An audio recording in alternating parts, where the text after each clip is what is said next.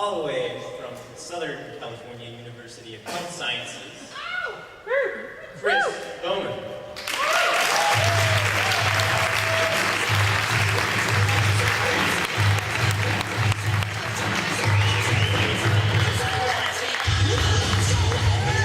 How you doing, guys? Good.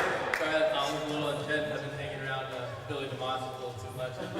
I heard he was just up here with Alliance. Hope he rocked your world. So yeah, like you said, I'm from Los Angeles College of Chiropractic. It's an honor to be here. Thank you for inviting me up. I've learned so much from the previous speakers, and I can't wait to hear the rest of the lineup. I hope you guys are able to learn a little bit of what I have to say today. I'm going to start off with a story. So there's this journalist, and this journalist wants to know what a chiropractor does. So she gathers together a group of 3 chiropractors and sits them down. She looks at the first chiropractor and says, "So what do you do as a chiropractor?" And this is quite common around school, my school at least. Chiropractor looks at the journalist and says, "You know, when a patient comes in with musculoskeletal issues, such as neck pain, back pain, headaches, that sort of a thing, I relieve their symptoms without drugs or surgery." The journalist writes this answer down. Okay? Looks at the next chiropractor. She asks the same exact question. "What is it that you do as a chiropractor?" This chiropractor looks at the journalist right in the eye and says, "I remove nerve interference and allow the body to express its maximum potential."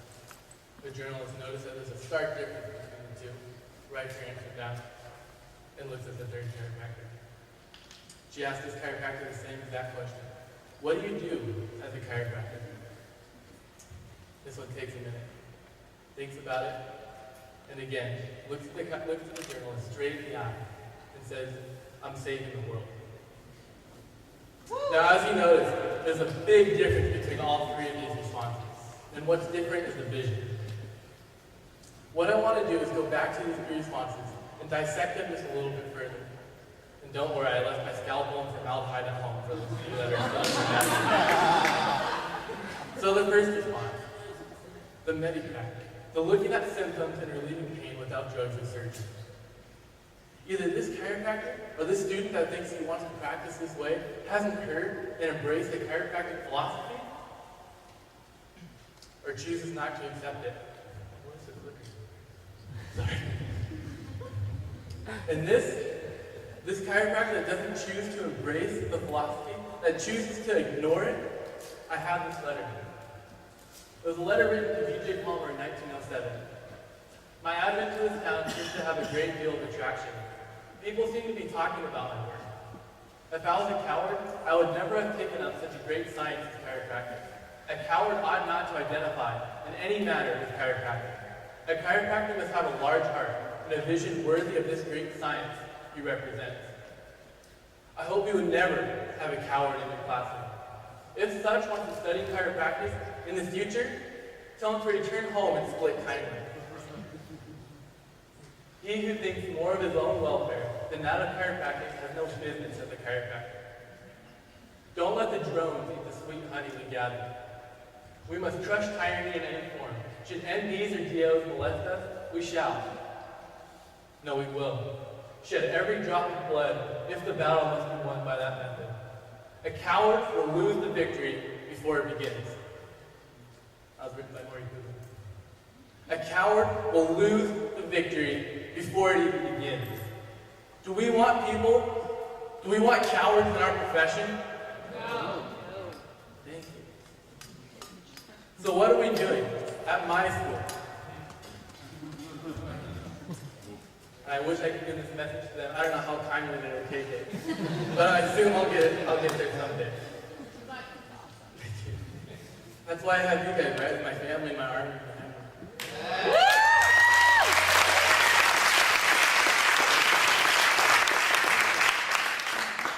So the next answer, removing nerve interference, allowing the body to express its innate and maximum potential. This is a good answer, right? This is where we're all saying, yeah, innate intelligence. And it's good. You guys have the idea, you just don't have the big idea yet. And to you, I want to say, if your goals don't scare you, they're not big enough. If your vision does not scare you, it's not big enough. And the third group of chiropractors, which I'm assuming is the majority of the people here today, saying, I'm saving the world through chiropractic. Let's step up. Let's get this group of second chiropractors that have the idea and give them the big idea. But how do we do that? I'm only in my first year, and I've talked to a couple of first year and first quarter students here. How can we do that? We're not in practice giving these amazing adjustments. We're not changing people's lives on a grand scale. At least in the way you think that. At least in the way that a chiropractor would. So what I want to do with you is go over a quick review of things that I think we can do now to change the future. First off, get adjusted. I don't know how many people in my class I have, they're like feeling sick, or they're saying, oh, my neck aches. Like, oh, when's the last time you got adjusted? Beginning of the term. Are you kidding me? How are we supposed to free the world? How are we supposed to save the world if we ourselves are self-saving? If our nervous system is interfered, how are we supposed to free the world? Second thing I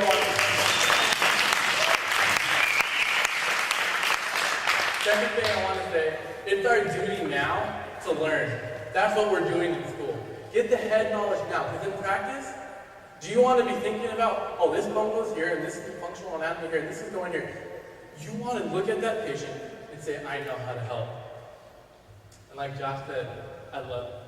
This is what we want. We don't want to be worrying about the mechanistic deal when we're in practice.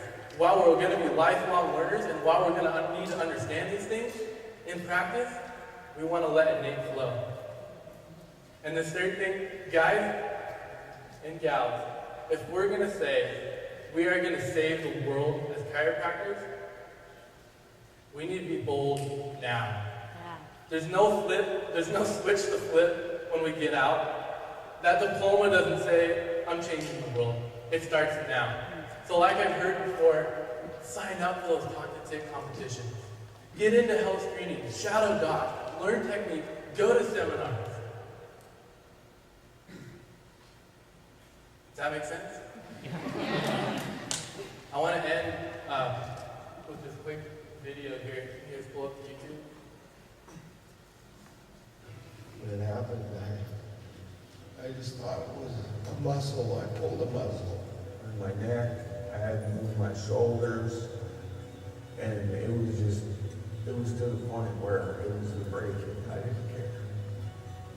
It was do something that's either going to work or I'm done.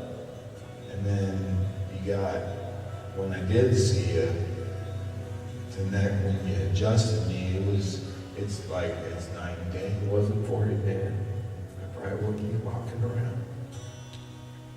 Because I have such intense headaches that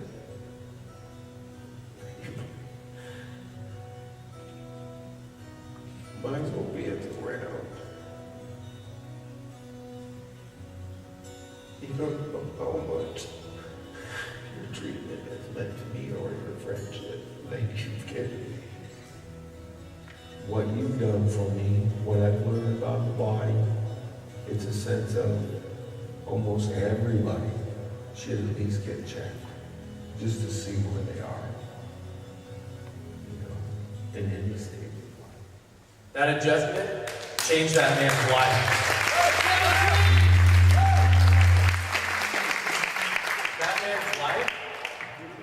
Changing that man's life is going to change that family.